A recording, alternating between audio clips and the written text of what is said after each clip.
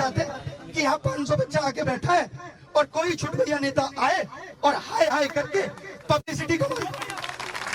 ये इंटेंट था। और हमने पहले भी कभी, यहाँ तो बहुत छोटे नेता है, मैं देश के विपक्ष के बड़े नेता राहुल गांधी से इत्तू से उम्मीद नहीं करता। आज अगर विपक्ष अच्छा होता तो हम लोगों को रोड पे धक्के निकाले। ये सब अनपढ़ हैं। वक्त लगेगा लेकिन देश बदलेगा और हम जैसे लोग बदलेंगे। ऐसा क्या हुआ कि 31 जुलाई को भारत के सारे गवर्नमेंट जॉब की तैयारी कराने वाले टीचर्स दिल्ली के सड़कों पे आ गए। दिल्ली के जंतर मंतर पे उनका प्रोटेस्ट स्टार्ट हो गया, जिसमें एक भी स्टूडेंट को उन्होंने नहीं बुलाया। और ये जितने टीचर्स थे वो बड़े नामी गिरामी टीचर्स थे। नीतू मैम, अभिनव शर्मा और तमाम टीचर्स वहां प्रोटेस्ट में शामिल थे। लेकिन इन टीचरों पे भी, इन शिक्षकों पे भी भारत की सरकार ने रहम नहीं बरसाई। ये कोई क्रिमिनल्स नहीं थे, ये कोई ब्लैक लिस्टेड टीचर्स नहीं थे, इनका बैकग्राउंड कोई खराब नहीं था। ये ऑलरेडी सेलेक्टेड थे, वो भी इंडिया के ए लेवल, बी लेवल और सी लेवल सब ग्रेड की नौकरी इनके पास थी। और उसको भी इन्होंने त्याग करके और ये निर्णय लिया था कि मैं भारत के उस बच्चों को पढ़ाऊंगा जो गरीब तबके के हैं, मिडिल क्लास के हैं, जो कैपेबल नहीं है फाइनेंशियली, उनको मैं सेलेक्ट कराऊंगा और उन्हें एक अच्छी पोस्ट पे और एक अच्छी government job दिलाऊंगा।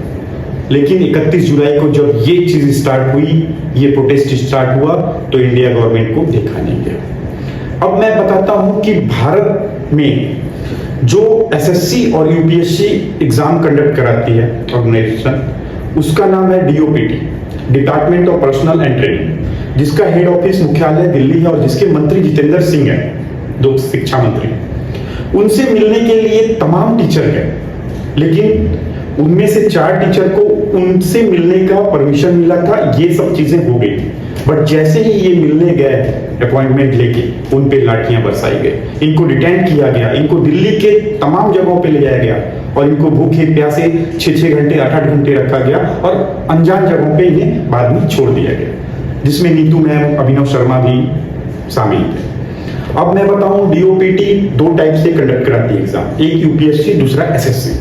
UPSC union public selection commission और दूसरा SSC staff selection commission. Staff selection commission जो एसएससी है, इसमें लास्ट कुछ ईयर से धांधली हो रही थी। 2024 में अनएक्सपेक्टेड रिजल्ट आया, कुछ सेलेक्टेड रोल नंबर्स और कुछ सेलेक्टेड सेंटर से ही लड़के सेलेक्ट हुए, जिसकी वजह से शक के दायरे में ये एग्जाम का रिजल्ट हो गया। फिर सेम ऐसे ही हुआ, पोस्ट 13 फेज का एग्जाम अभी था 24 और 26 जुलाई को, जिसमें भी कुछ धांधली दिखी।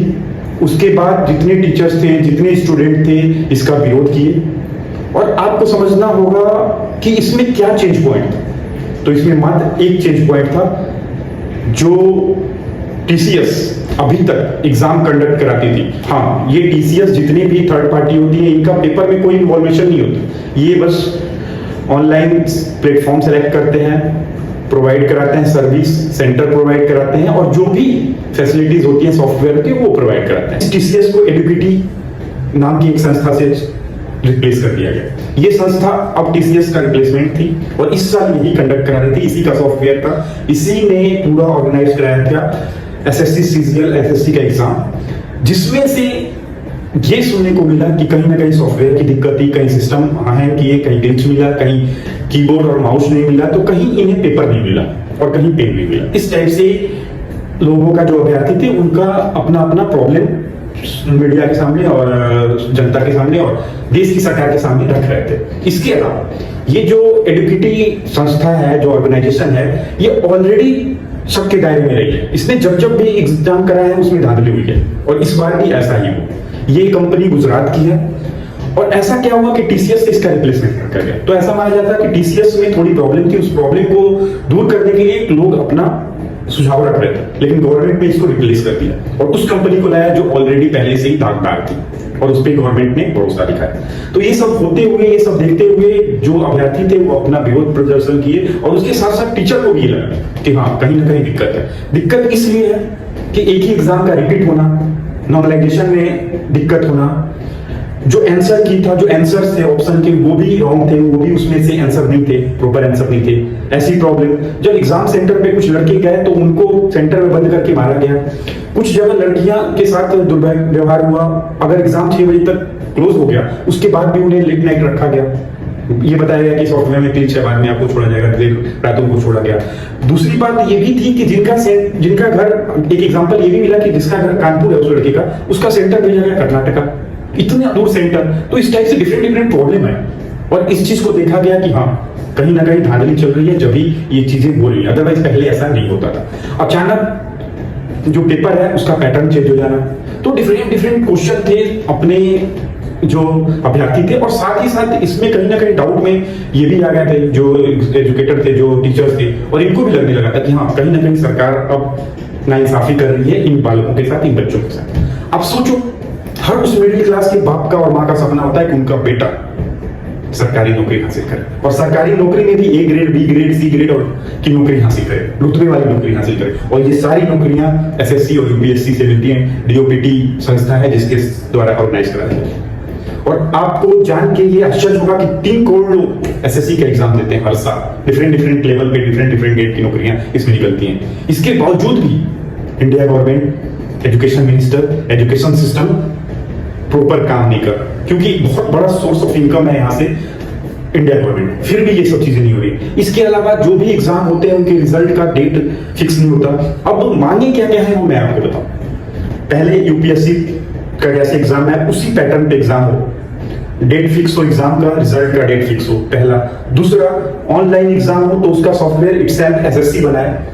तीसरा, आप जो रिजल्ट दे रहे हो उसमें तेजी लाओ, ऐसा नहीं कि 2 साल 3 साल तक पेंडिंग रखो। चौथा, जो सेंटर इतना दूर जा रहा है वो सेंटर आसपास हो, एटलीस्ट उसके स्टेट में हो। और लास्ट एक उनका है कि दुर्व्यवहार ना किया जाए, जो छात्र है उनको टाइम से छोड़ा जाए, सेंटर पे जाने के बाद उनके साथ दुर्व्यवहार ना किया जाए, उनके साथ मारपीट ना किया जाए, सब कुछ टाइमली चीजें हो। अगर गलती से एक लड़का लेट जाता है तो उसको एग्जाम में नहीं बैठने दिया जाता है, लेकिन एग्जाम लेट होता है तो वहां कोई नहीं ऑब्जेक्शन करता। तो इस टाइप से क्वेश्चंस आ रहे हैं। और एक लास्ट में मैं आपको चीजें थोड़ा बताऊंगा कि ये जो टीचरों के हाथ टूटे हैं, जो टीचरों पे लाठी बरसाई गई है, कहीं कहीं टीचरों पे थप्पड़ लगे हैं, कहीं ना कहीं टीचरों पे नहीं हमला है, ये हर उस अभ्यर्थी के दिमाग पे चोट मारा गया है जो इतने दिनों से तैयारी कर रहे हैं। क्योंकि आपको पता होगा, जिनके घर में बच्चे होंगे, अगर वो 17-18 के साल में एग्जाम देने स्टार्ट करता है, तैयारी करना स्टार्ट करता है, तो कहीं ना कहीं 5 साल 10 साल के बाद सिलेक्शन होता है। उसके बाद भी बहुत ऐसे लड़के हैं जिनका सिलेक्शन नहीं होता।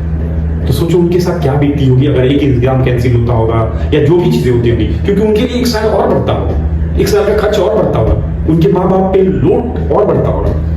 और ये चीजें शायद इंडिया गवर्नमेंट और एजुकेशन सिस्टम को समझ में नहीं आ रही, और जो एजुकेशन मिनिस्टर है उनको भी समझ में नहीं आ रही। जो नया कॉन्ट्रैक्ट दिया गया था इसमें धांधली थी, ऐसा लोगों का मानना जा रहा था, क्योंकि ये गुजरात की कंपनी और कंडक्ट वहीं से हो रहा है ये सारी चीजें। तो गुजरात हर बार सबके दायरे में होता है, और जिस वजह से इंडिया की गवर्नमेंट अभी ढीठपना दिखा रही है, शायद ऐसा माना जा रहा है कि कहीं ना कहीं इसमें पिन होल है। अगर आपको ये वीडियो अच्छी लगी तो लाइक करें, चैनल को सब्सक्राइब करें, और अपने सुझाव को एसएससी के रिलेटेड आपका सुझाव क्या है वो कमेंट बॉक्स में जरूर डालें।